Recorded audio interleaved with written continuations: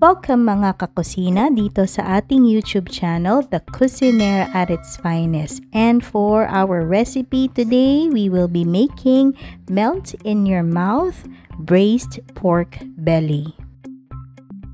For this recipe, kailangan po natin ng pork belly slab. Depende po ito kung gaano kayo karaming kakain ng braised pork belly. Ang importante lang po dito ay lilinisin natin yung balat ng maigi. Now, after nating malinis ang balat ng pork belly natin, tayo po ay magpapakulo ng tubig enough para nakalubog yung ating pork belly. So, pakukuluan po natin ito around 5 to 7 minutes para po matanggal yung kanyang impurities. So, yung mga puti na lumulutang-lutang dyan sa tubig, impurities po yan ng karne. Ayaw po natin yan, so kailangan po natin gawin itong step na ito. Ang ating pork belly slab ay nabili ko po sa Monterey Meats. Tried and tested ko na po ito na talagang konti yung impurities na nanggagaling sa kanya. So to say, malinis po talaga yung kanilang meat. Now, after natin pakuluan ng ating pork belly slab, isa-set aside po natin ito. I-discard natin yung tubig na yan and huhugasan pa rin natin yung ating pork belly slab. Now, para po sa ating braising sauce, gagamit po tayo ng Chinese cooking wine, dark soy sauce, light soy sauce, MSG po, optional, pampasarap syempre, and sugar para manamis-namis ang ating braised pork belly. For the complete list of ingredients and measurements, ilalagay ko po ito sa description ng ating recipe video. For our aromatics, we need green onions and ginger. Gagawa po tayo ng hihigaan ng ating pork belly para po hindi nakadikit yung balat niya mismo sa ating pot. Skin side down po. And then we will add our braising sauce.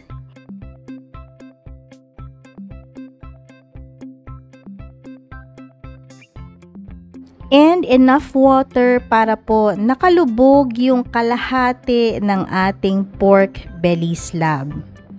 Now, we're gonna bring this to a boil, and once it does, we're gonna add our star anise. We will continue to boil this for 30 to 45 minutes. After 30 to 45 minutes, babaligtarin po natin para po yung kabilang side naman ng ating pork belly slab ang mabuboil sa ating braising sauce.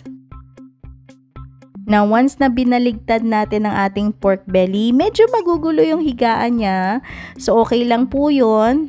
Natural na mangyayari yon na gumamit lang po tayo ng wooden spoon o yung sandok na hindi nakakasugat ng pork belly para po may ayos uli natin yung higaan niya.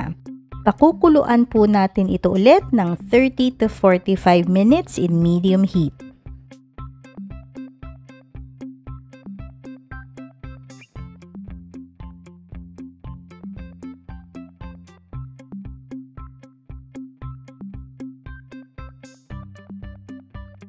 Now, after we have boiled our pork belly slab, ready na po ito for steaming. I'm just gonna put this in a tray and I'm gonna add a little bit of the braising liquid para po hindi natutuyuan yung ating pork belly slab. And ilalagay na po natin siya sa steamer. Just make sure lang enough yung water to steam it for 2 hours. Now, ang importante dito mga kakusina is when you steam, dapat po yung balat ng ating pork belly hindi po didikit sa takip ng inyong steamer.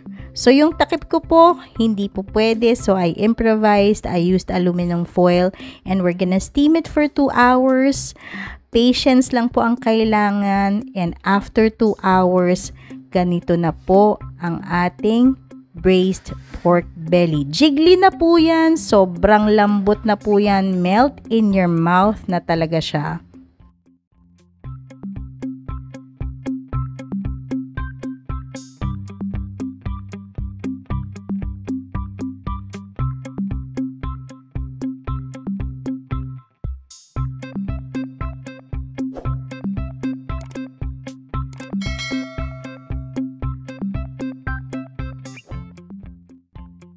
So there you have it mga kakusina, ang ating braised pork belly, ang Kusinera recipe natin for today.